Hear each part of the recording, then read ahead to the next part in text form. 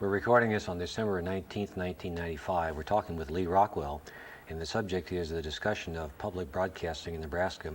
Lee, how did you first get interested in television in Lincoln, Nebraska? We're going to talk about television, we're going to talk about radio, or we're going to talk both of them? We're going to talk about when you started out as a student at the university. Okay. My grand plan in life when I started out as a freshman was going to be, I was going to be the world's greatest disc jockey. And, but I wasn't quite sure I could make a living at it. So I decided that maybe what I should do is also go through teachers college, just in case I couldn't find a job I wanted, I could possibly teach. So this was the September of 1954, and I came to UNL. It was not UNL then, it was University of Nebraska, and enrolled in Teachers College with a major in speech. That's all we could do. There was no major in broadcasting at that point, so a major in speech with an emphasis in broadcasting.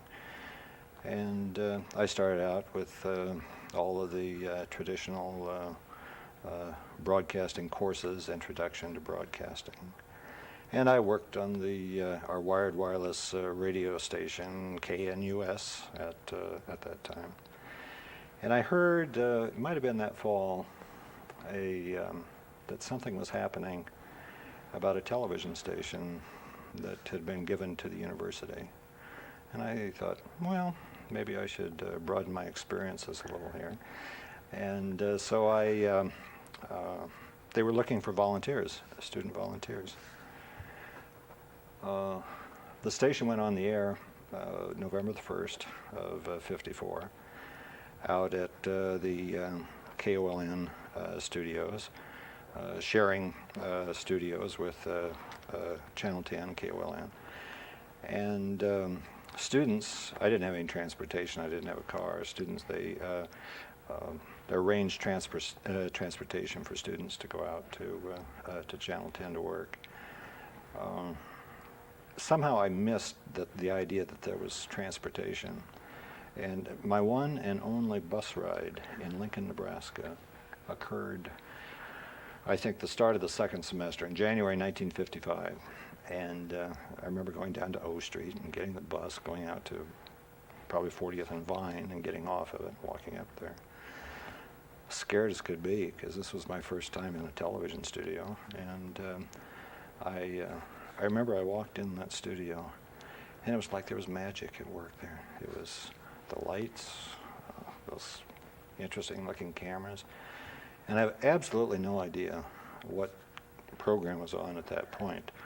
But that was my first day there, and I got assigned the boom. And I got to operate the boom. The microphone boom. Oh yes, the microphone boom. And I have absolutely no idea how many times that microphone dipped into the picture that day, but I was scared as could be. But I was operating it. And I found this is fascinating. This is really fascinating. And so all of a sudden, that which had been important to me as being a disc jockey was almost secondary. I didn't give it up yet, but I just knew that my whole career was probably going to be somewhere in broadcasting. I just wasn't sure at that point where it was going to be. And I stayed all the way through college. I stayed as a mix between the two, working both in radio and working in television. It was a major increase in responsibility when I could become a camera operator and follow somebody around and do all the things that you do as a camera operator. I got pretty good at that too. I was able to do those nice dollies, and they were fairly smooth, and had a lot of fun doing that. And of course, then the real ultimate, I guess, was when I could move into the announce booth. Then I could combine both my interest in announcing with my interest in television, and do the openings and the closings of the live shows that we would produce. And we did a lot of live shows then too. Now, during that time, how long were the studios at the Channel 10 location for Channel 12?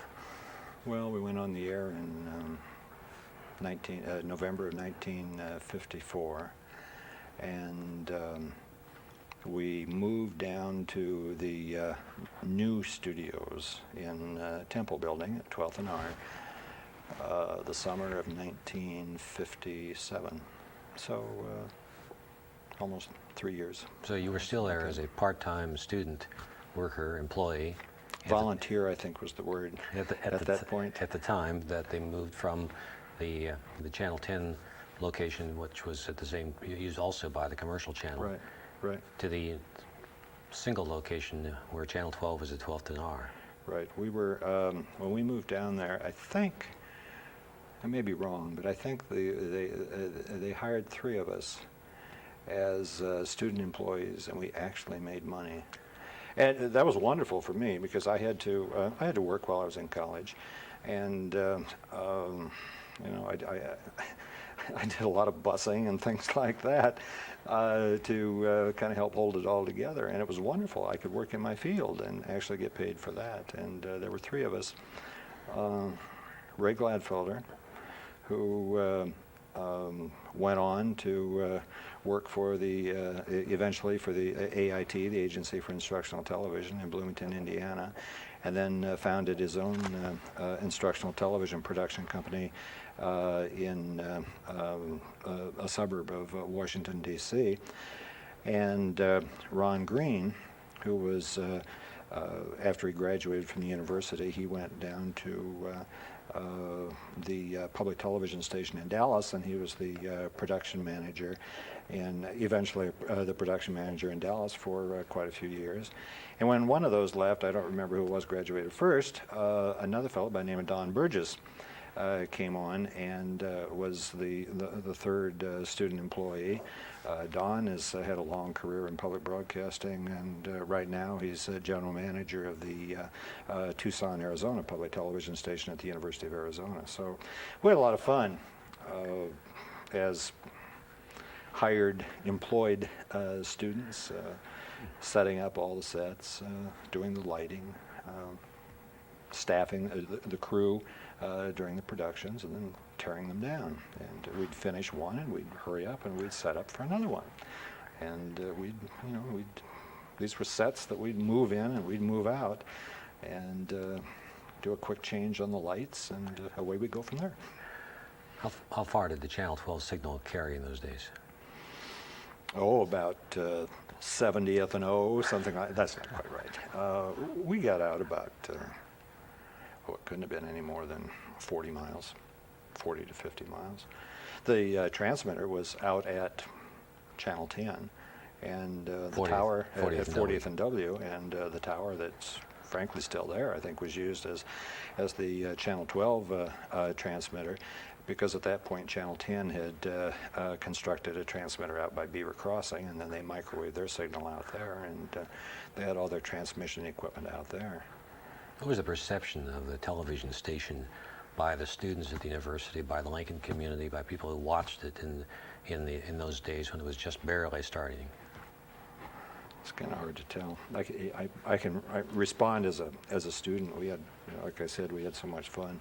I don't think I could even tell you what the public perception was. We didn't worry about that in those days. We were just doing our thing, and our thing was making television shows. And we had some pretty terrible stuff on. I can remember there was no national network at that point. The thing that came closest to it was I think it was called the National Film and Television Center in Ann Arbor, Michigan. And it started pulling together some programming wherever, from produced by public stations, generally university stations, I think, around the country, and distribute it that way. And then you grabbed whatever you could get that was free. Two that I really remember was The Big Picture, which was nothing more than a propaganda piece for the U.S. Army, and showing the wonderful things that the Army was doing during the Cold War. And the other was another series called Industry on Parade, which was produced, I think, by the National Association of Manufacturers. And again, that was nothing more than a PR piece for their professional organization. But the real fun was live programming. We did a great series, weekly series with the State Historical Society, and they'd haul out artifacts. First out to 40th and W when we were out there, and then it was a little easier when we were downtown at 12th and R Street. But every week they'd haul out the artifacts and talk about some aspect of history in Nebraska. Norman Geske, director of the University Art Gallery, would have a weekly program. And we'd haul over these huge paintings, and we'd hang them all up around the studio walls. Norman would walk from one to the other and talk about that particular painting. This was in black and white. Oh, yes, only black and white. And we did a number of programs with the Junior League of Lincoln. There was a wonderful little series that was called The Magic Well, and I don't even remember anything about it other than when they were sitting around a well telling stories, I think, for young children. There was a wonderful woman who was a professor of speech communications in the what we called speech correction in those days, Lucille Cyprianson, and she did a weekly series for children called The Story Lady, and it was all done with shadows, which was great to do in black and white. And we just had this large screen, which was originally put in place as a rear projection screen. We could put large scenes behind us, and this would be about a 10 by 12 foot screen. And if you lit it properly in front, it almost looked like you were in the location wherever it was. But we'd turn the light on, the projector on behind the screen without anything in it, so all we had was the white screen, and then we would go through pantomime behind the screen, and we would illustrate the story that she was reading at that time. There were a lot of other very forgettable kinds of programs, I think, that occurred about the same time. How did you get from being the part-time student volunteer to a staff person at the television station?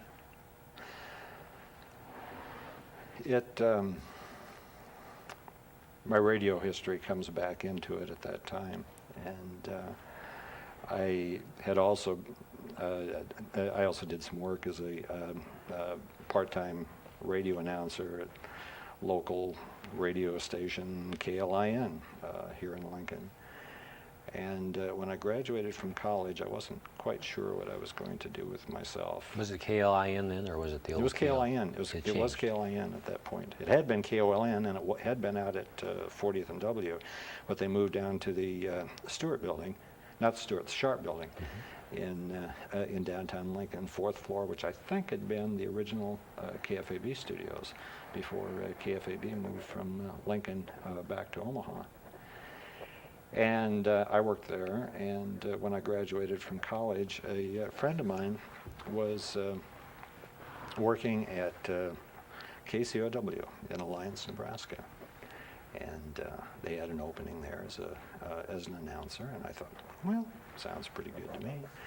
And I was hired, and I trekked all the way out to Alliance, and I spent a summer. It was a great summer, working in Alliance, Nebraska. Had a lot of fun working at a small town radio station. But I started kind of assessing where I was and what I saw as my future. And I really came to the conclusion that my manifest destiny did not lie in Alliance, Nebraska, working in a radio station in Alliance, Nebraska. So I decided to go back to college and work on my master's in broadcasting. I was so late in the process that I looked at Michigan State University, and I looked at Syracuse University, and I could get in, but I also needed I needed a job to help me through that whole process. And I wrote to Leroy Lossy, who was chairman of the speech department here at the university at that time, and asked him and told him what I had in mind, and asked him if he had any assistantships left. And he said no, that he had just given out his last one, but he heard that Jack McBride had an assistantship at University Television, and that I might be interested in that. Well, I got on the telephone right away, and talked with either Jack or Ron Hull at the time, and told them what I was interested in, and I got the assistantship. So I came back and worked full-time on my master's at that time, and I also had a 20-hour assistantship. And I did that for a year. It was a fun year. I did 20 hours assistantship at KUN, doing the same thing I'd been doing as an undergraduate, taking a full load of graduate courses. And then I was also working weekends as an announcer at Channel 10, KUN TV. So I kind of kept my life together while I was working on my degree at that point. The summer of 1959, a half-time job opened up. Not an assistantship, but a half-time job opened up here at University Television, and I was employed for that. I think that the salary at that point, full-time salary, was $4,500, and of course I got half of that. So I didn't live luxuriously, but I had a full-time job as a half-time job as a producer director for University Television. And that's what I think probably started my interest in the area of instructional television. That whole area had been an important part of the history of KUON TV. This was before there was any Nebraska ETV network. It was a single station here in Lincoln. But Jack had been successful in obtaining a grant from, I believe it was the Ford Foundation, to work with what is now the Division of Continuing Studies and offer instructional television courses to, I think it was 6 or 8 high schools in the area surrounding Lincoln. And one of the teachers was an individual that became a very dear friend, and I think probably one of the most successful instructional television teachers in this country, and it was Esther Montgomery. And Esther was teaching at the time at Lincoln High School, and moved over here to teach high school English for us. And I was fortunate enough to be able to work with her as her producer director. And this is a woman that was very creative. She thought visually. We got along wonderfully well together. She was so organized that she'd have everything sketched out way in advance, which gave us plenty of time for production ideas to develop and what have you. And so I started that started my working relationship with Esther. Within the next year, that half-time job I had increased to a full-time job. So I was a full-time producer director. And I did, then I did 2 instructional television courses. Every day, 5 days a week, we would do a half-hour lesson in English, and then in the afternoon we would do a half-hour lesson in American history.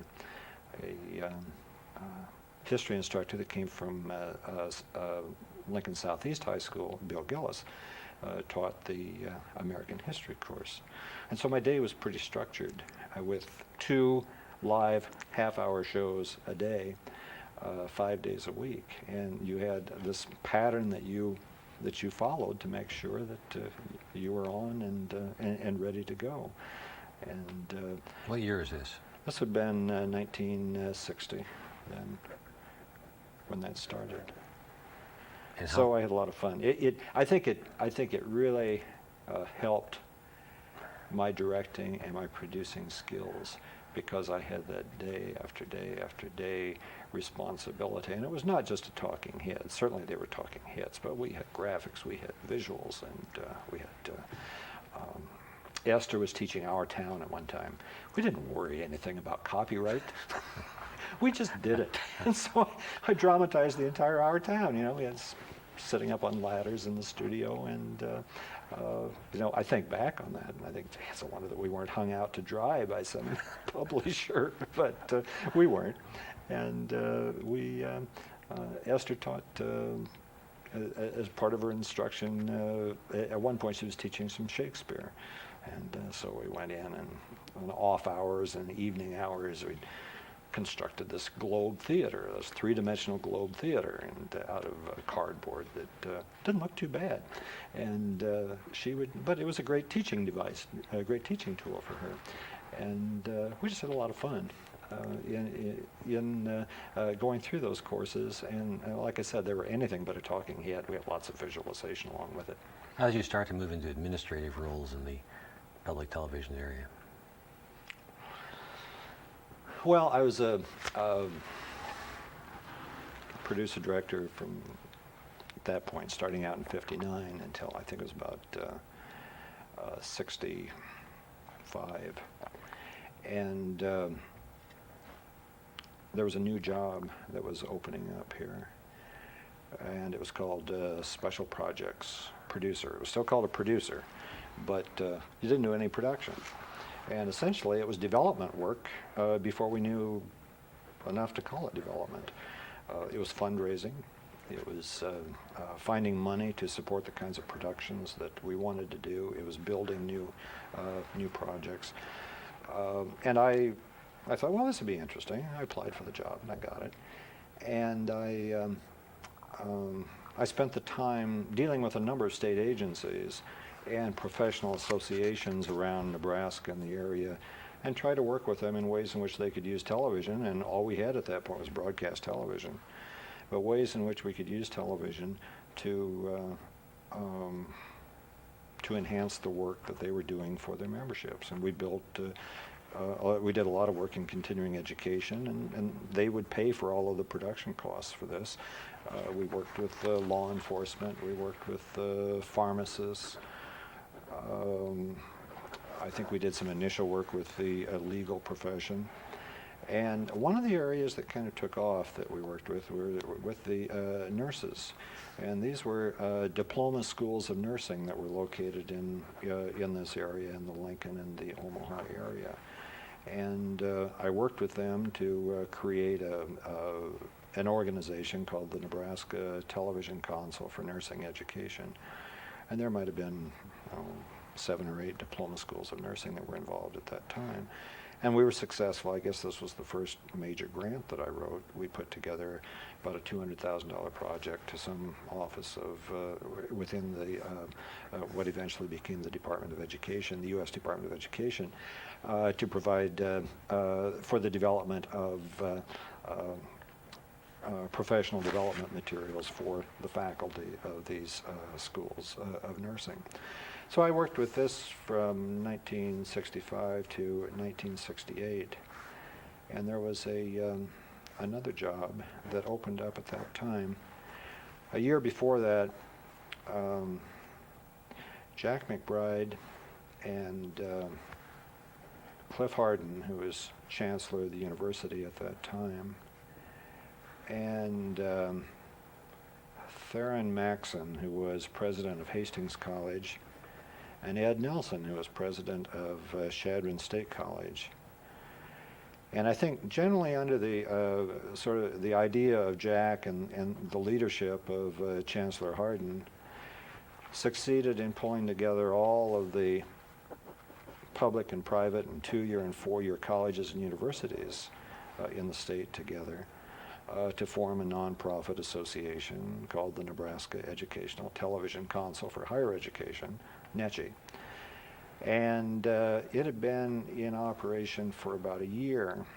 And a man on the staff here by the name of Chef Pierce, who was also the coordinator for closed-circuit television at the university. At that point, we were starting to build a closed-circuit system here at the university. And Chef was hired as the first executive director of the NETCHI consortium. And it was barely started. This was about 1967, and Chef resigned at that year to take a job at the State University of New York in Plattsburgh and left. And I applied for the job as executive director of the NETCHI consortium, and I was hired for that. So that was sort of a combination between the special projects activity and then NETCHI is kind of what moved me totally out of production into administration. At this time, the other stations at the ETV network started to come on the air. How did that addition of those additional stations and the statewide audience change some of the internal operation of the production staff? I don't know that it changed the internal operation that much to begin with. Certainly there were greater responsibilities. There were responsibilities in engineering to just building the network for that to take place, and Bill Ramsey and all of his staff that were involved in that. There's a tremendous responsibility. There was the responsibility of staffing those positions, but I think as far as and there was, I think, a public information need that we had to take place then. But as far as the actual production and programming, I don't know that it changed that much. But you're looking at a period from, say, 1954, when we first went on the air, up to about 1962, 63, when we started building the network. Over that period of 8 years, there was a tremendous growth in public broadcasting, public television in this country. I should probably go back and say it wasn't public broadcasting, it was educational television. That's what we called it. And it was, I think it was the Carnegie Commission in the late 1960s that first coined the term public broadcasting. But there'd been tremendous growth in this field over that period of time. We had really a national network develop, NET, National Educational Television, which eventually became PBS. The quality of the programming was much greater, much more substantial.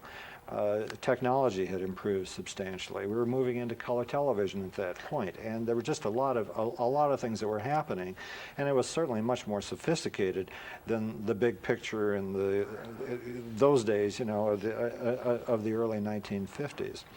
And I think that local production certainly changed a lot at that time too. Again, what technology allowed us to do was starting to allow us to do videotape. You have to help me. I think probably about 1957, something like that. 58 was probably when we received our first videotape recorder here. But even with videotape, prior to that, there was the old kinescope recording, the 16 millimeter film recording that was the only way we could preserve anything. And that meant that you started at the beginning and you went to the end. And if something happened in the middle, you had to start all over again. And with the cost of film recording in those early days, it was very expensive. So you put up with a lot of errors. They just kind of sailed on through. Videotape, we had kind of those same problems. However, the quality, was light years difference as soon as we had videotape. But again, we didn't have an editing capability to start with, and you went from the beginning to the end. Or you did have an editing capability, and this was two-inch videotape. You had this huge, I remember this huge editor, that editing device block. It was just like editing, we used to edit audio tape, only it was a 2-inch videotape. And you'd lay it across there and you'd have to paint something on it that would show the oxide coming up, and you could show you the place where you could make your physical cut and splice, and you hope you got it right. And some people became very good at it. Like I remember Dave Barber, who's still working with us, became a master editor that way of splicing the videotape. When we finally had electronic editing, it was wonderful, because then you had all kinds of opportunities to go back in and shoot sections of a show, and then later pull them back together into something that made sense. So I kind of got off the subject here, but I think that it was the transitions that occurred. It allowed us to do much more sophisticated kind of programming.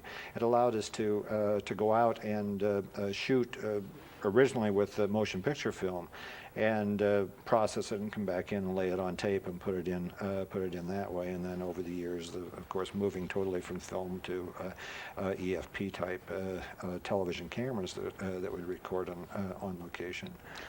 You mentioned the word educational television, of course, and you've devoted a fair amount of your professional career to overseeing some of the kinds of things that deal with instructional television, the NETCHI example, and so forth.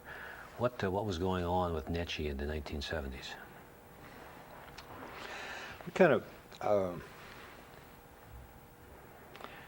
It's kind of interesting. I think the kind of transitions that happened with NETCHI, and I think that represents and reflects some of the things that happened throughout the United States in terms of the use of instructional television. Let me just focus in on the higher education level. When NETCHI was formed, they had really two agendas. Under the umbrella of saying, what can we do to use television to strengthen the instructional process at the colleges and universities that were the members of the association. But the first thing that was the intent of this organization was to provide full courses that would be offered to the membership. I remember early on there were these discussions, great discussions of, well, should we offer the more exotic course that the smaller institutions can't offer? And the argument on the other side was well, maybe we should offer the basic courses, because that will free our faculty then on campus to teach the more exotic specialized courses. So they compromised, and we did a little of each. We did a course, like I remember, a philosophy of science. We did an aesthetics course. We did a macroeconomics course and a microeconomics course. But they never took off. They never really worked. And this was distance education before I think we knew enough to call it distance education. It was not two-way interactive. It was one way. Lay it out there, put it on videotape, send it out. I think that there were several things that got in the way of it. I think that faculty were very resistant, very reluctant to accept instructional television courses, because I think they were fearful that they were going to lose their job if that happened.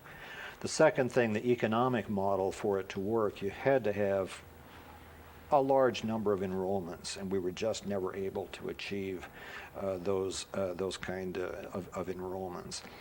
And so we kind of massaged this idea for 2 or 3 years, and it just didn't work, and we just got rid of it. But what happened was something that sort of happened by accident.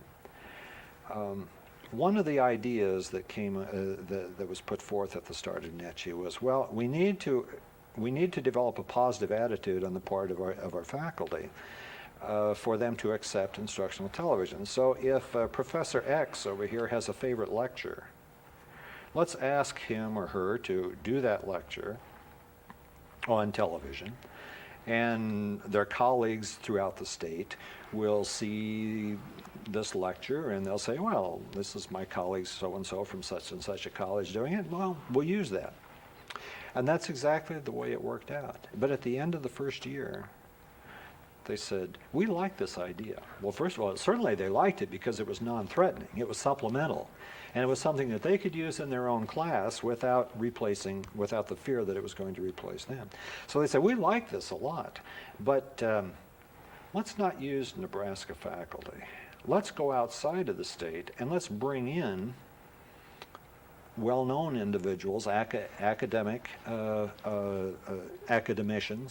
that can provide us with their presentation.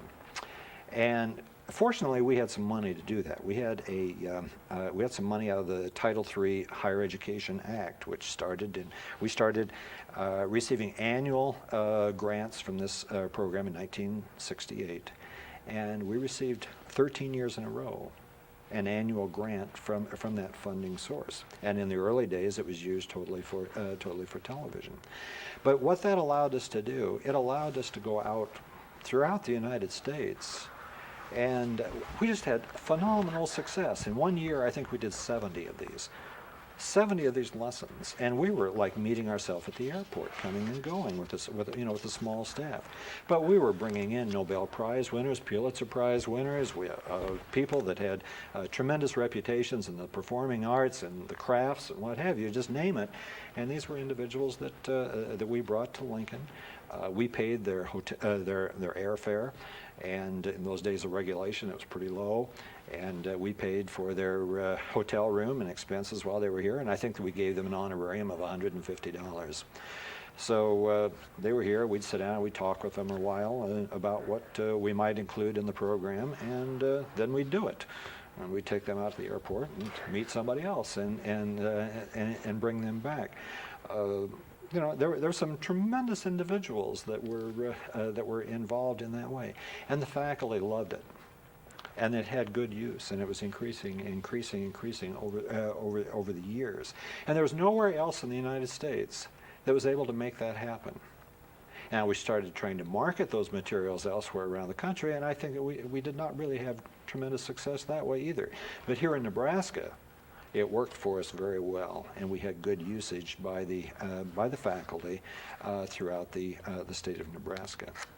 As color television came in, and as videotape became more prevalent and the ability to edit became more prevalent, then we started making a shift, and we said, I think maybe we should use the medium in the way that it should be used, as a highly visual medium to explore a given subject. And so that allowed us to take given subjects and not focus on the individual so much as the subject itself. And we moved more into a documentary style of presentation, and became much more sophisticated, I guess, in the way in which we pulled the materials together. And but they were materials that generally had a long shelf life with them. And so we were able to build up a very large catalog, something over 1,000 titles, over a period of not too many years. And so that gave faculty of the state a tremendous opportunity to use a wide range of programming in their courses.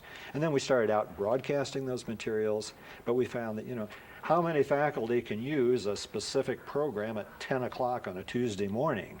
And so that moved us into the librarying arrangement. And we started out with 3/4 inch tapes, and eventually moved down to the 1/2 inch video cassette. But we libraried those materials out to the faculty, to the colleges throughout the state. Talk a little bit about, since you bring up the word library, and since under your aegis the Great Plains Library exists in this Public Television Center, tell us a little bit about how the library process works and how you came to be in the position where you have as one of your responsibilities the management of that library.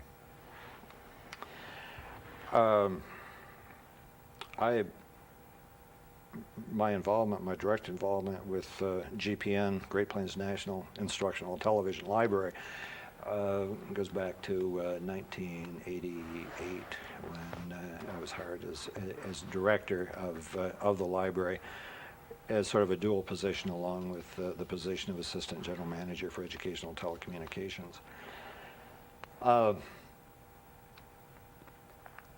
Let me back up a little to the history of GPN, which goes about 1962, 1963. This also goes back to an idea that was fostered and implemented by Jack McBride.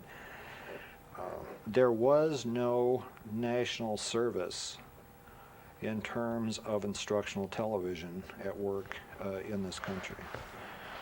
We here in Nebraska, we were producing certain things at the elementary and the secondary level, at the higher education level.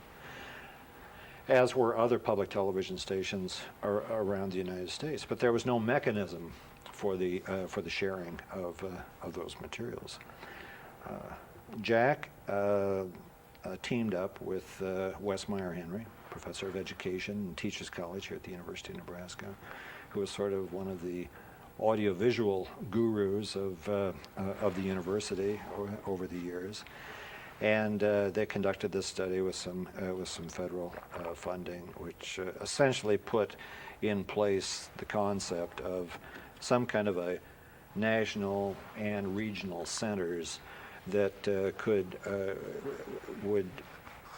their function would be to acquire programming from producing stations and other organizations throughout the country, turn around and market those materials to other public television stations for a fee, and then a percentage of that fee, a royalty payment, would go back to the original producing entity.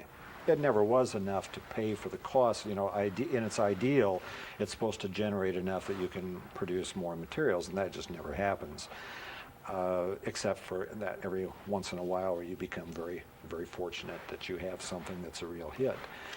And but it's still it's an income source for the producing entity.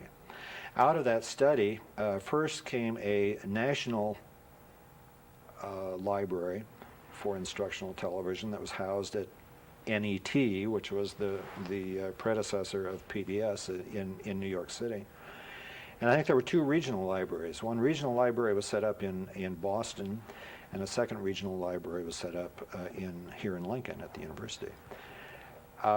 These were all designed to be self-supporting entities from the beginning. There was some initial money from the federal government that went into for the startup costs, but they were to be a self-supporting entity.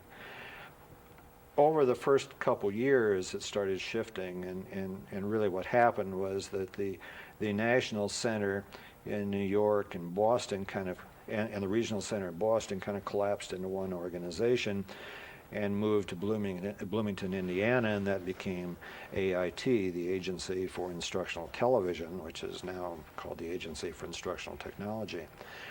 The second library, which was a regional library here at the University of Nebraska, maintained itself, but all of a sudden it no longer had the regional kinds of limitations to it. It was a national organization too. So the librarying process has been in place since the mid-60s, 30 plus years now, here as one part of University Television and Nebraska Educational Telecommunications. It's had tremendous growth. It's had tremendous change. We had on the staff for a long time prior to the time that I was involved with it, the sales were almost strictly to public broadcasting stations or agencies that would, maybe state departments of education, that would use the facilities of a local or statewide public broadcasting entity to broadcast those materials out to the schools. We had full-time programming counselors who, 5 or 6 of them here that had different areas of the country that their responsibility was, and they were the agents that were out there working the accounts, selling the materials, trying to sell the materials, and servicing the accounts to the public broadcasting entities. But a major shift started taking place, and that was that while broadcast was important, equally important was the ability to market those materials via video cassette directly to the schools. And I think that that's probably the one activity that made the greatest difference for GPN over the years. We were the first into the librarying business on video cassette, and we were the first that were marketing those materials directly to the schools. We were starting out marketing to media librarians From there, we moved down at the district level. From there, we moved down to today. We're marketing directly to faculty and teachers at the local school building, and at a reasonable price. They can purchase these materials. They have them there on their shelf. They don't have to go through a recording process.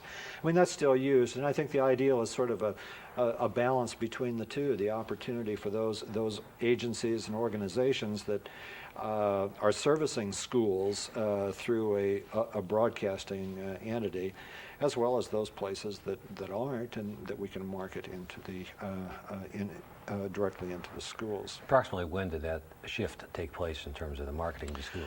Well, I think the major shift has happened in the last 7 or 8 years, maybe a little more than that. GPN and our major competitor, and that's what we were, competitors, and we still are competitors. AIT took one approach, and their approach was to foster the development of programming. GPN's approach was more to acquire the good materials that were produced around the country. But I think what happened was that AIT, as in the development process, the quality of product that they were able to develop continued to increase and improve. GPN, on the other hand, went through a period of time in which the amount of quality product that was available throughout the country started to decline. And here we were caught in a situation then in which our competitor was doing quite well, and we weren't doing quite as well as what we had in the past. Obviously, we had to do a couple of things. We had to get better product. We had to start doing some development work ourselves, and we were able to do those two things. We were fortunate enough, I think, that in terms of acquiring better product, we were very fortunate to receive a contract from Children's Television Workshop in New York City, the producer of Sesame Street. Not for Sesame Street. They did not want that out on cassette into the schools. But there's a series called 3-2-1 Classroom Contact, and there was another series called MathNet, which was out of their Square One television series. And then eventually their latest series, Ghostwriter. We were fortunate enough at GPN to acquire the contract for the distribution of those materials. We also were able to latch on to 2 or 3 very high quality things that were produced elsewhere throughout the United States. Newton's Apple that was produced in Minneapolis, and a series called Behind the Scenes that was produced in New York City at WNET. And these were the Big Apple, or the Big A, not the Big Apple, the Big A, which was produced by Seattle Public Television. And there was a period in time there where these were sort of the prime examples of instructional programming that were being produced around the country, and we were fortunate enough to acquire those programs, and that provided us as a part of a solid base for growth. The other part of that was our own production work, and that was our production of the children's television series Reading Rainbow, which has now has been in production and on the air for some 13 years. And when you have a series like Reading Rainbow that has had received about every award that it possibly can in the United States for the quality of its production and the quality of product and the audience that it's reaching toward, Emmy Awards, Peabody Awards, name it.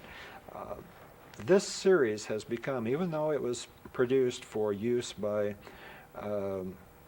for viewing outside of school in late afternoon for young children, to encourage them into the art of reading, the habits of reading. That series has become the most used instructional television series in the schools in the United States, and it was never designed as a school product, but it has worked very effectively in the schools, and it outpaces what's number 2. I think National Geographic is number 2, but it outpaces National Geographic by a large margin in terms of its use in the schools. And the combination, I believe, of Reading Rainbow, along with the other materials, the high-quality materials that we were able to produce, took the GPN organization and lifted it up 1 or 2 or 3 or 4 notches from where it had been. And I think that now, in this country, we have a reputation as being probably the major, aside from PBS video, the major nonprofit video distribution agency in the country. How does the success of Great Plains National ITV Library help contribute to the overall well-being of University Television, Nebraska Educational Television? Well, it helps in a number of ways. First of all, just visibility. Reading Rainbow is all of the credits always say Reading Rainbow is a co-production of GPN/Nebraska ETV network and our partner WNED, the public television station in Buffalo, New York. So we get a certain visibility out of that as a national producer, which I think is important to us.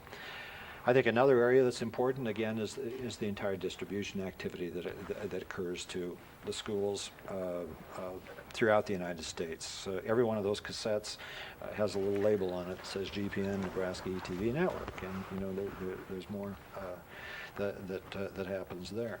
But I think there are also a number of other ways in which it has been very helpful to the network itself. First of all, the network has one of the, I think it is the largest video distribution facilities in the United States that's tied to a public broadcasting entity.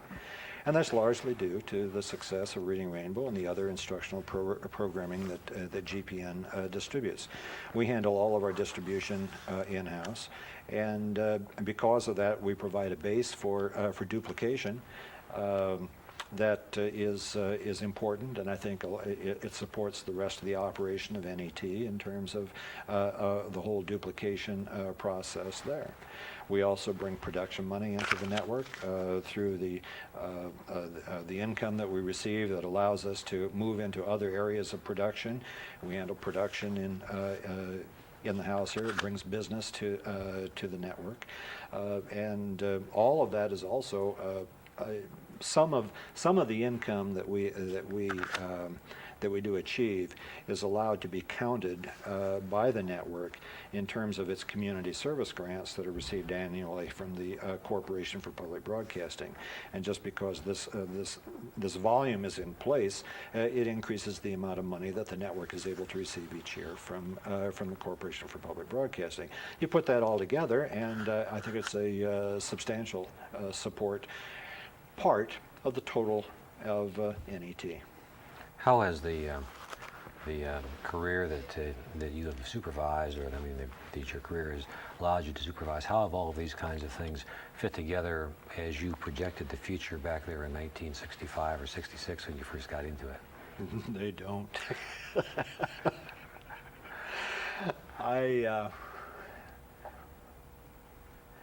I don't know. I think it's called, in some respects, you go with the flow. You go with those things that are of interest to you at the time. And I have to say that, I started out at one point as I was working in, this is sort of probably a love-hate kind of thing in one sense. As I started out working in instructional television, that provided a base for me of my interest. But as I was producing in other areas, that was also of interest to me. I found working in film, for instance, to be tremendously exciting and rewarding. To be able to, once you got that film back, to look at it and start putting it together in various configurations and what have you. I loved that part of it. I loved the production of things that were outside of instruction. Had a great time with those. But I think that the underlying theme was always sort of my interest in education and more formal education. And when I look back at the kind of things, the kinds of opportunities that presented themselves, or the kinds of openings that I decided that I could turn into an opportunity or try to turn into an opportunity, it was in the area of production. I got one story that I'd love to tell. Let me tell you that's tied into this. I don't even remember the year. I remember that it was. I was producing and directing, and my guess is that it would probably be about 1963, 1964, something like that. I did 3 live shows in one day. In the morning, I think I did an Esther Montgomery English. In the afternoon, I did a piano recital by Auden Ravnan, classical pianist on the faculty of the university. I mean, with chandeliers draping down and drapes around, and this beautiful music that Auden could perform. I went home for a quick dinner and came back. That evening I did a college wrestling match, So what a tremendous range of kinds of production things were taking place. And, I found them all exciting, and they were a lot of fun. But when all was said and done, I think it always said, well, my thrust is education. And that's been probably what's been the rewarding part of my career. And I have to say that I think that in these days of questioning in terms of what kind of support, what kind of federal support we're going to have, is it all going to go away, or how much is it going to be reduced, or how is it going to be replaced? I think that the very nature of what we do, the foundation of what we do as a network, is going to have to be education. It's going to be a stronger focus on education in the years ahead. And so that kind of says, well, maybe I made some of the right choices along the way, and I certainly don't have any regrets because I've enjoyed every moment of it. Lee, you travel a great deal and you know a lot of people around the country. How does Nebraska Public Broadcasting, Great Plains, all of the agencies here compare with other places around the country? Well, I think unless you get out and you see some of those places, you tend to, as an employee here, you tend to be a little insulated. You have your own little cocoon built around you in the sense, well, I guess this is what the world is like, and you make some assumptions. Well, there are any number of public television stations that you can walk into today that are not as sophisticated as the basement of Temple facilities that we left in 1972 when we moved into this facility. So I think that we're in a tremendous position, and a lot of that relates back to the creativity and the enthusiasm of Jack McBride and his ability to generate enthusiasm in those individuals that worked for him and with him, and that's been part of what's made it so exciting over the years. When you look at the kinds of things that we've done, the creation of an elementary and secondary nonprofit console that started instructional television at the K-12 schools here in Nebraska, the Nebraska Council for Educational Television, NCET. And you look at the foundation in NETCHI. You look at the closed circuit capabilities that have developed within the University of Nebraska-Lincoln, and the interconnection with Omaha and the medical center in Omaha. When you look at the Nebraska CorpNet that we've been able to establish to feed telecourses and directly to employees at their place of work. Or you look at what we're doing in our latest of starting to provide a satellite service to inmates at the federal prisons throughout the United States. All the things go back to, I think, to an enthusiasm and a creativity that any number of people have within this building, and that's what makes it exciting. And I think that, I truly believe this too, I don't think that there is any other entity in the United States that has such a wide range of programs, activities in which they are involved than right here at NET. Now, there's some areas that have extended certain activities further than what we have, but in terms of the wide range of activities, I don't think there's anybody that touches us in that regard. Lee, you've given us a great deal of information in a short time. We thank you very much. We'll talk with you again. Thank you.